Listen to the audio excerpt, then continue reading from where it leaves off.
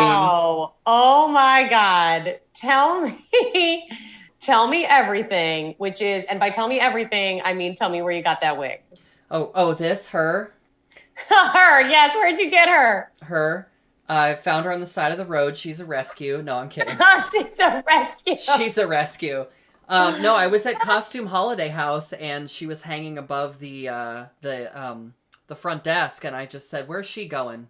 She's coming home with me." Mm. Are you feeding her enough? You know, is she being watered? She looks thin. She looks thin, doesn't she? You've made her very robust. She's an angel. What is this look? I need a stand. You know I need a stand. I need a twirl. Girl. Okay. All right, let's get in it. Bit. Let's get in it. Just a little bit. I don't want to give everything away. I don't want to give it all up for free. So my favorite thing about this dress is that it has a rhinestone chain down the side. And you know what else is kind of fun? Excuse me whilst I move my chair out of the way. You know what else? You know what else is kind of fun about this too is it's got 2 layers under here. So you can kind of lift this layer up, or if you're feeling extra sprucey, you can lift this up and let the overlayer come down, and it's very like da-da-da-da, you know? Yeah. Oh, I really like that. And then did the gloves come with it, or were they in addition? The gloves, I'll give you a little Groucho Marx there. The gloves. Which is America's sex symbol. Yeah. GQ called. GQ 1925. 1925. Yeah. These gloves were in a like a bargain bin in a basement thrift store, you know, or vintage store. But they were exactly the same shade of sapphire blue. So they just had to go along with the outfit. Oh, so here's what's so crazy about that is I didn't know where the fur cuff was. On the dress or on... Right. That's kind of fun. What a plot twist. Well, and this dress is made out of that like satin glove material. So I just felt like if you wear like satin gloves with it, it's like full Muppet. And I wasn't ready for that commitment level. Like I wasn't trying to do Grover Muppet burlesque. So I thought maybe dial back just one step, which is a rare moment for me. Dialing it back is a rare moment for me, but I think you look breathtaking. But thank you. Thank you, girl. So tell me about your look this evening. All right, my look is an $8 crop top. Yells! With $20 pants. Mm-hmm. Girl, you know we love to see it. We love to see it. And then big gold earrings, which is a real change for me and not what I typically do. Right. And then bright lipstick and gold jewelry. Girl, beautiful. It's who I am. It's what I am. It's who I am. It's who I am now. You know what I mean? It's what I guess is happening now. That's what I usually tell people. It is true. That's just what's happening now. One day I'll have a different look besides like goth substitute art teacher, but tonight's not the night. So no, you know what I love about your look, Brooke, is it's very like, I'm going to step off the board meeting and go kick down the Berlin Wall. It's very, what I'm trying to say, it's executive militant. And I love that about you. Oh, wow. I really love that. That is, you know what? Even your compliments are just See, executive militant, executive transvestite.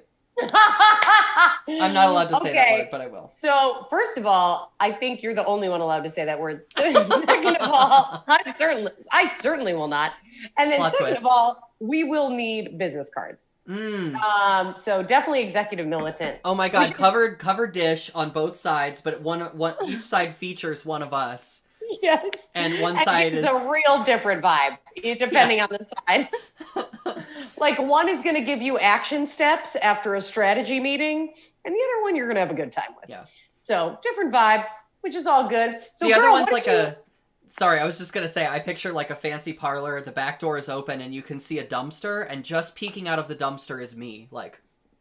Do you have any room for more tea? I will join you. Do you have a spot of tea? I thought of that because you're obviously drinking out of your teacup. So what did you cook for us tonight? Because full disclosure, listeners, viewers, Eileen and I saw each other. So we did, and we don't just mean figuratively. We don't just mean figuratively this time. We always see each other. And we were defeated at the end of our trip, and I looked at her and I said, I am not cooking anything this week. And you were great. So I don't even know what you made because I emotionally couldn't be there for you in this process. We had to tell me. Yeah, we had to take a couple days off to address the elephant in the room. We were in the same zip code. I went down to visit Brooke, and we needed to just fully unplug for a day or two. And she said, you know what? Just show up on the Zoom call with food. I don't care what it is. I don't care what it is. It could just be like a marinated olive at this point. I didn't care. And that to me was a theme. So what I cooked for you was something that it's kind of what I like to call the you can have it all dish. Yes. Which is, if you're going to like step out of your workday and go like do something in the evening, you only have like 5 minutes, right? So I'm going to try not to tip it too much because I don't know if it's going to fall off the plate. No, it looks great. That was a great angle. Okay, yes. Awesome. So what am I seeing here? So this is pan-seared salmon. And those are little black sesame seeds on top. And the other side of it is sauteed shiitake mushrooms and spinach, lightly sauteed. Girl! So throw it together in 5 minutes and you're like, hey, it's also really good last-minute date food. If you're like, shit, I promised to cook and I don't want to like outright lie all the time. Right, throw it together in a pan and you'll be all set. Y'all, as we all get vaccinated and we start going on dates again and having people over to our houses indoors, this is the date meal move. And it's light, so you still have energy, and you're not like sloshing soup around while you fool around or anything like that. Yeah. So it's nice and light. Remember cooking for others. Yeah. I love black sesame seeds. I think they're so fun. I don't have any in my house right now, and it's really cramping my style. Which is the whitest thing I've ever said. They're really cramping my style. Garnish. I think they're so classy. I love them on everything. I put them on toast. I put them on salmon. I put them on fish. You put them on toast, really? I'll do like an avocado toast, with salmon and egg and avocado, and I'll just top the avocado with sesame seeds and salt. You viewers at home, I just did you so dirty. I didn't put it on the dish cam. So let me just give you one more good lean in here. Oh, that is the shot. Mm-hmm. Woo! Look at that sear. Look at those flaky Pillsbury salmon layers. That's, I don't know. I was thinking it was like a dinner roll.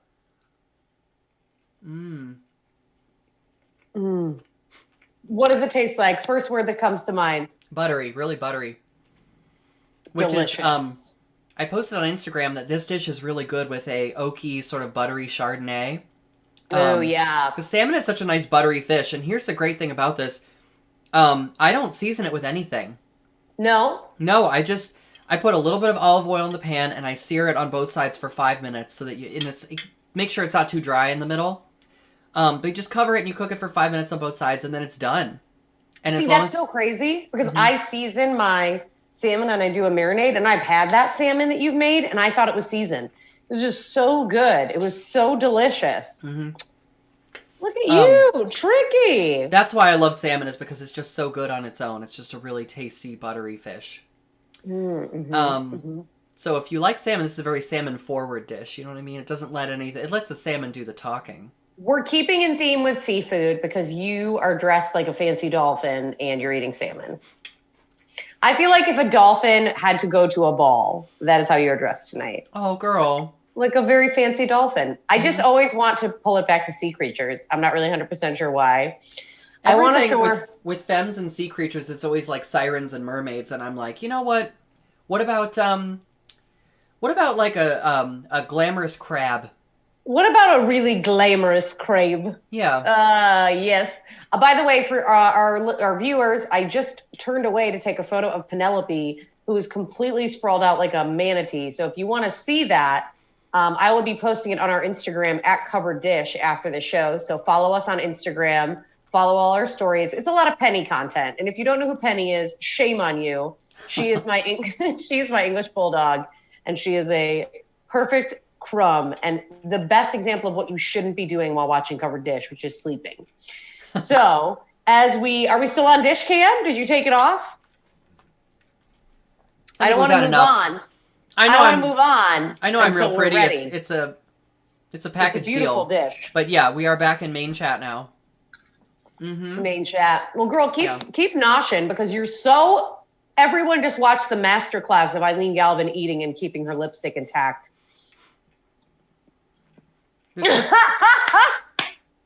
Honestly, what I've learned is the trick is no salad dressing. You can't do oil or it's over for your corners. It's just... Yeah. What's the opposite of Yahtzee? That's when it's like, anyway. You know. You just look like the Joker. It's just real rough. Yeah. Well, girl, what are we talking about tonight? I'm ready to dish. Okay, girl. So tonight we're talking about ghosting and getting ghosted. We're talking about the being the subject and the object of this conversation. Okay. We're going full grammar on the ghosting. I love this. Yes, and. All right, so tell me your thoughts on ghosting. Like, tell me your thoughts that, like, you would just give as a soundbite of, like, what you think. Okay, as with most things, I tend to think that we tend to reduce things down into simple dichotomies. So it's like either you should ghost or you shouldn't ghost. And it's like, well, the reality is that there's some shades of nuance that we need to like work through, right? Because what one person might call ghosting is what someone else might call valuing your personal safety. You know what I mean? So like for me... Those runaway quotes are valuing your personal safety. Yeah. Oopsie koopsie. Yeah. So I'll give you an example. One time I was at Bossy Girl's pinup joint, and I accepted a ride home from a stranger. Oh my God, you stress me out so much with these stories. I know. It was a different time, girl. It was all of 2017. No, 2013. It was not 27. Oh my God. Girl, you've been a good enough influence on me that most of my unscrupulous ways are over. I still like to keep people guessing. Not all of them. I like to keep people guessing a little bit. But anyway, keep tuning in. Yeah. So I something was going on with my car and I needed a ride home. And ordinarily I wouldn't have accepted a ride home because we lived really close to Bossy Girls at the time. No, wait, 2013. I don't think Bossy Girls was open yet. So maybe 2014, because that's the year we moved in together, right? Yes. Anyway, either way, it was down the street. It doesn't matter. It was still an irresponsible choice. And I'll be honest about that. So, accepted a ride home, got to my house, and we had some conversations that were, mostly me going, oh, you don't say, like that kind of thing. Because I was, like, feeling the moment. I was on post-show energy. I was very excited, and I was just, like, sometimes post-show energy. Yeah, you feel a little flirtatious sometimes. And make some choices. Yes, and a lot of times, especially the cis men folk can read a little bit of, excitement and a little bit of like the sort of giggly, like stage persona. They can read that sometimes as an invitation. When, as Ashaniko would say, this is not an invitation. You know what I mean?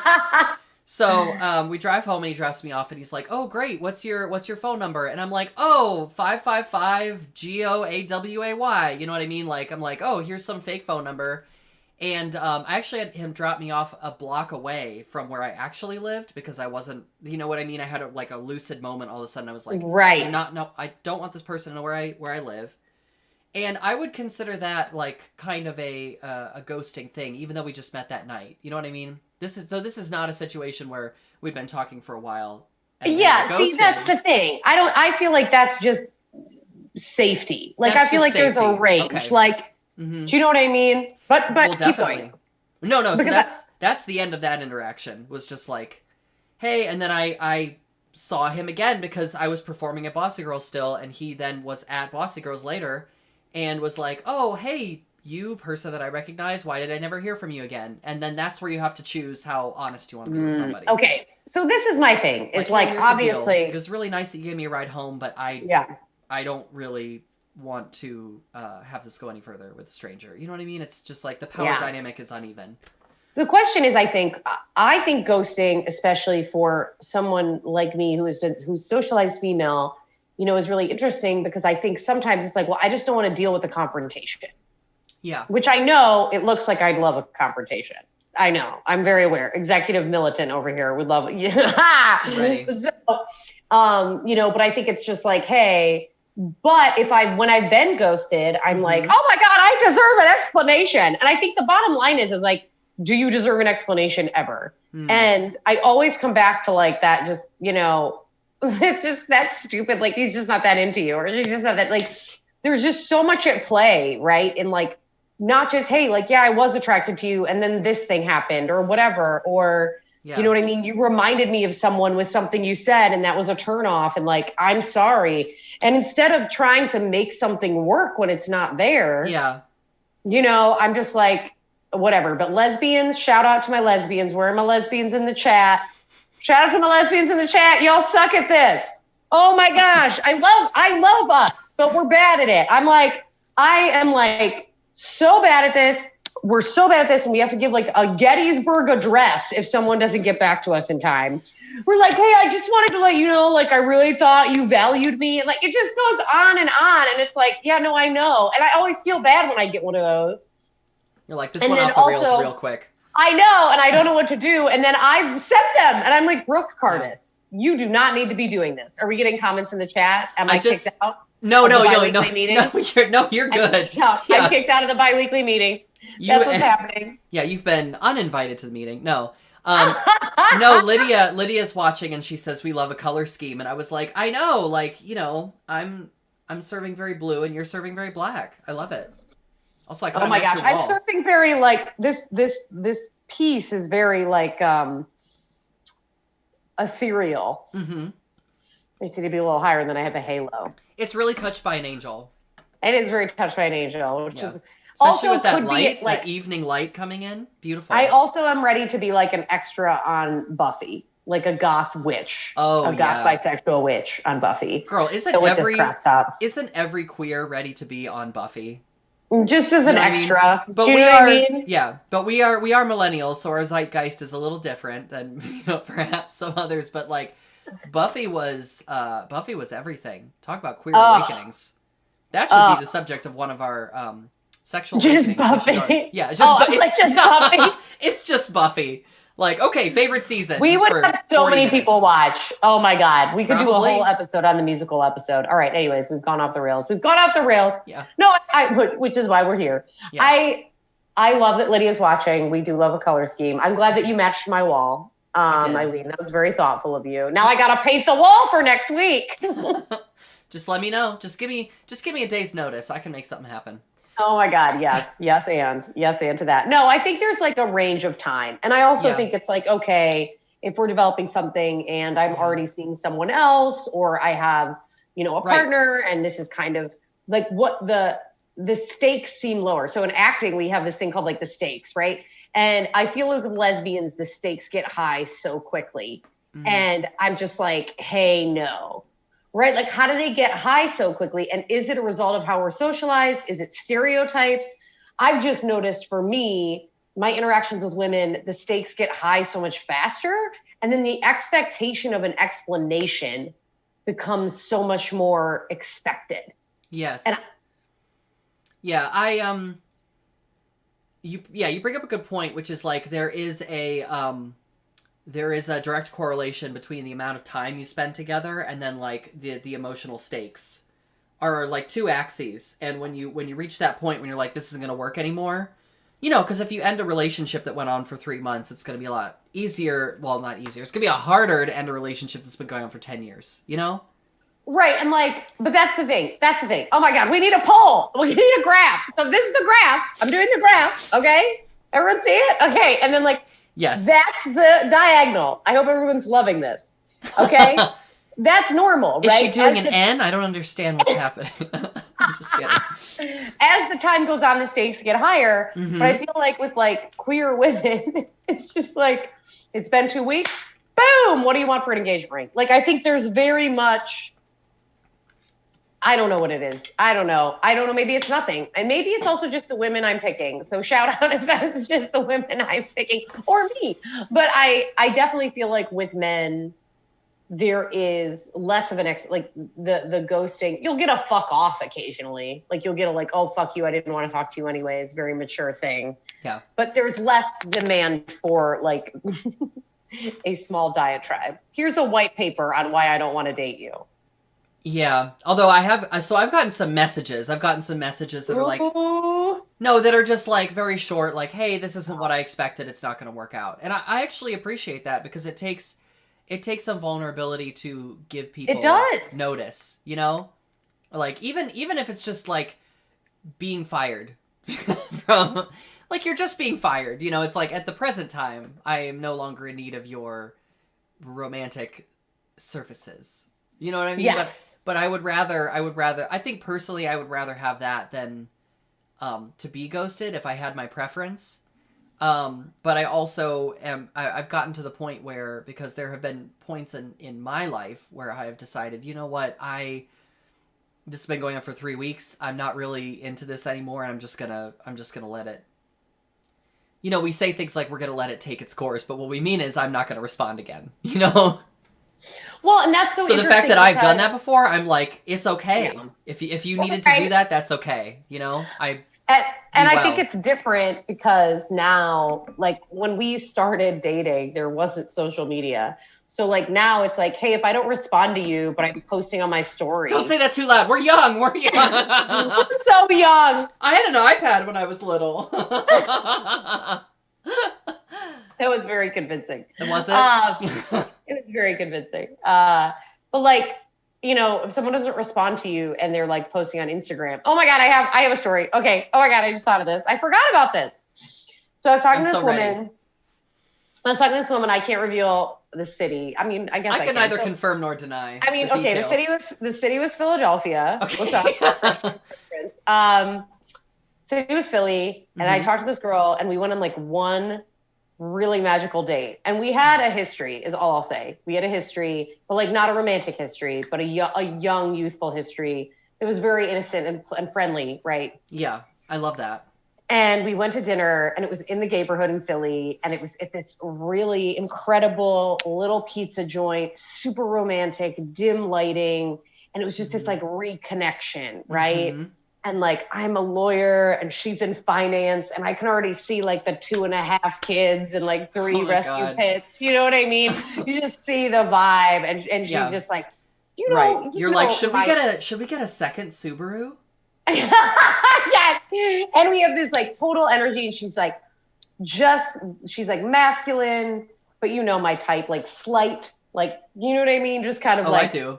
Like, but, like, slightly masculine, but also rough trade somehow at the same time.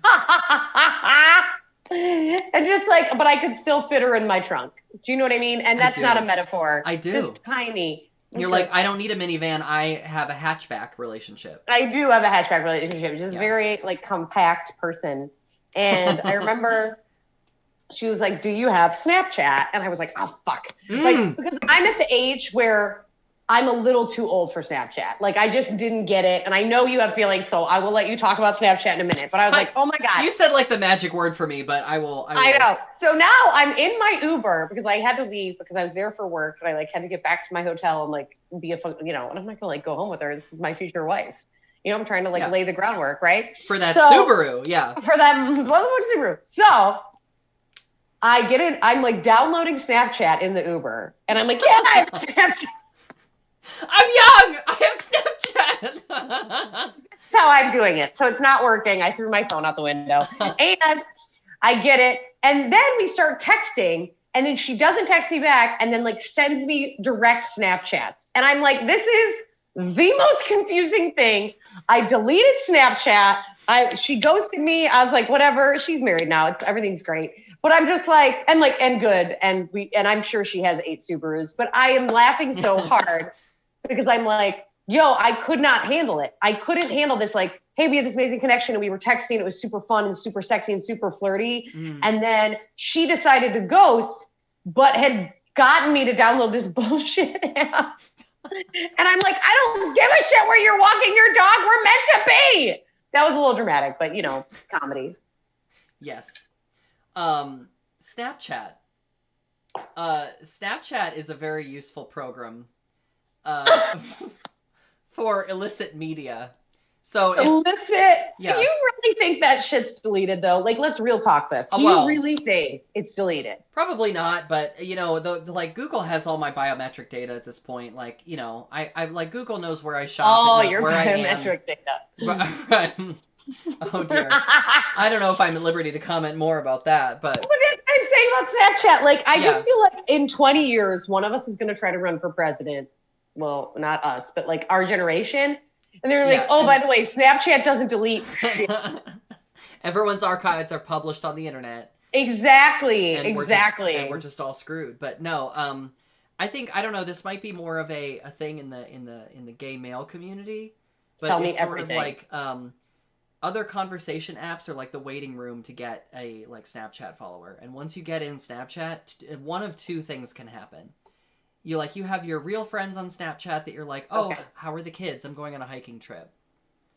And then there's the dark side of Snapchat, which is just like, honestly, it's saving us all because it's like virtual booty calls. And you don't even need to put yourself in danger by going to someone's house anymore. You know what I mean? Or even showing your face. Which could also be dangerous. Your face. Yeah. So I'm just saying, I support it. I vote yes on Snapchat because... Here's the thing. It's not that I don't like Snapchat. I like, I'll have friends that are like, hey, can I send you this photo? It's like it's a little outside of our like friend realm, but like, hey, I look really good in it and I want you to tell me how good I look, right? And I'm like, absolutely, love it. Like sexy friends, like very cute, fun, but on text. And I just don't know, like, I don't know. I just would be nervous I'd press the wrong button and send it to like my friend hiking with her kids. Like, I just don't trust myself. The finger has to move very slowly on Snapchat. You have to be sure that you're seeing it. Right, because you have to pick the recipient, right? Yes. Oh, that's girl, no. Mm-hmm. Girl, no. But not today. Don't you like a little danger? Just a little bit?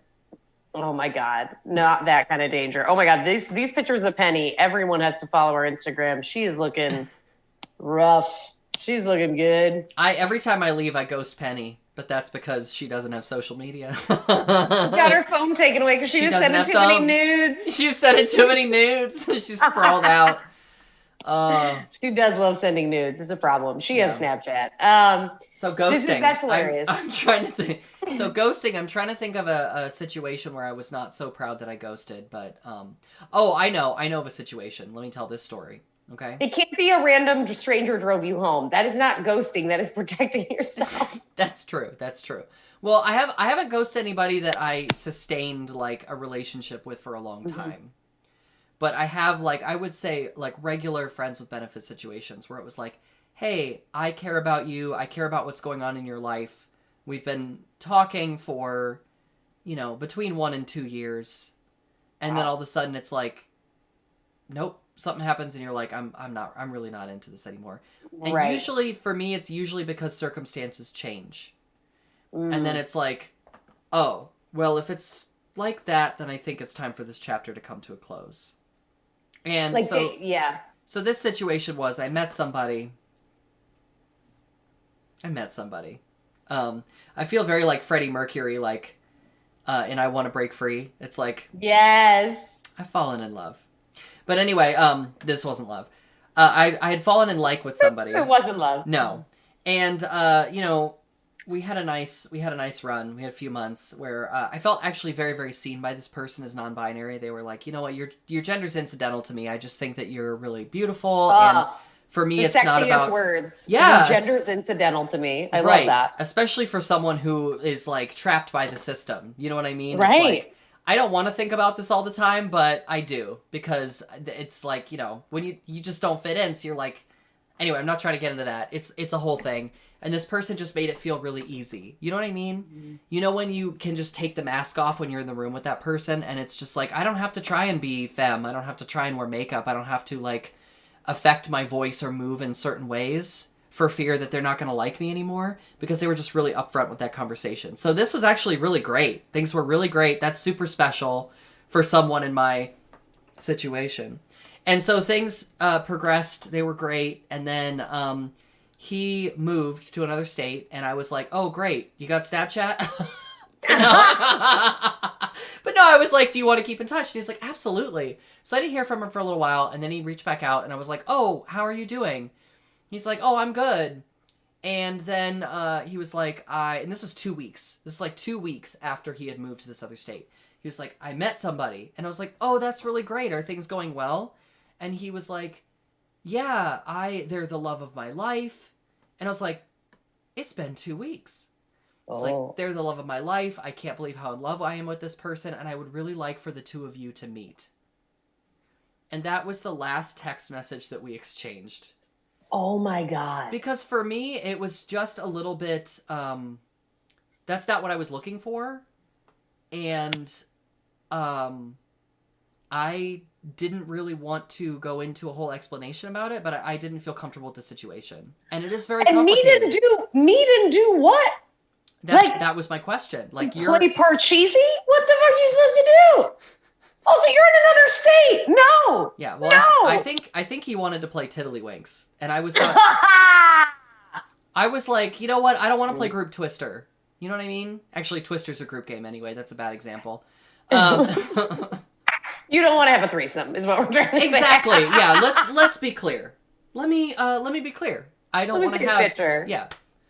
I'm a very mano a mano kind of gal. We could have lots of stories about with encounters with more than two. That's just I feel like we should do an episode called Menage a Trois, and then only drink that terrible Menage a Trois wine. Oh yeah, and then can we invite Panache a Trois? Yes! Oh my god! Not to do a shameless plug for another group I'm in, but oh my god, I would love that. Yes, so we have our episode for next week, so that's awkward. And we're very excited about it. But we do need to take a minute because we are very excited about our upcoming show this Saturday. Yes. Cover Dish has their first feature. We're going to be on Brotherly Love, which is a drag king spectacular. I'm going to pull up some of the drag king names while Eileen looks at herself. Yeah, I'm good at priorities. I'm judging myself in preparation. So it is at 8 p.m. Eastern time on March 20th, this Saturday. We will be on, so keep an eye on Cover Dish's story for all of our jams. Maybe we'll do like a live IG pre-show. I don't know what we're going to do. Keep watching our IG. We definitely should. We're just drinking martinis and looking fabulous. We're very excited. So there are so many great drag kings on it that I just can't ever pronounce their names. I'm so nervous. I can't say D's nuts. Like, I can't say it. This is a PG. I think this is a PG-13 program. I think it is too. Oh my God, Hannibal. Vote in the chat. Yeah. Is there a poll? Someone vote. I can't. I love all their names. You know one of them, Rasta Boy Punani. Do you know him? I do know Rasta Boy Punani. Fabulous. We used to perform together quite frequently in Columbus. Back, like 8 years ago, Rasta Boy Punani was down on a pretty regular basis. So, that's fantastic. Hi, Rasta. I can't wait to see you on Saturday. Oh, it's gonna be great. We're very excited. Hosted by Yari, so definitely tune in. Gavin Danger, Mo Betta, Henlo Bullfrog, so many more. We have kings from Philly and Puerto Rico. So it's an international showcase. What are you doing with your Saturday night? You're still not vaccinated, so you're probably not doing much. So definitely tune in. The show's at 8, and our Venmo information is in our IG feed. So go ahead and check that out. We'll be there, martinis in hand. Yeah, all you have to do is Venmo $10 American to the Brotherly Love Show, and you will receive your event invite for a very exclusive evening of debauchery, dance and debauchery. And facial hair. It'll be very sensual. Should I wear my mustache? Not like my facial hair. I was going to say. Oh my God, you should. And I will grow this out. I will grow this out. Yeah. I don't get them up here. I get them down here. It's really sensual. Girl, ever since the laser. Girl, I need laser like in a line. I get like a neck goatee. Anyways, body hair is for another episode. Yeah, that's another topic. We are so excited to see you on Saturday at Brotherly Love. Please reach out if you have any questions about getting tickets. We'd love to see you there. And we can't wait to see you next Tuesday. I think we know our topic, girl. Yes. Oh, and before we leave, EPO's on. Eric Owen says, I wholeheartedly vote for an R rating. That doesn't shock me at all, Eric. No, not at all. Doesn't shock me at all. For the Menage a Trois episode, I think we may have to do an explicit content warning. I think we might have to. Yeah. But tune in to find out. All right. Bye, everyone. We'll see you on Saturday, hopefully, for the show. And if not, then we'll see you next Tuesday at 7 for the next Cover Dish. The Dish!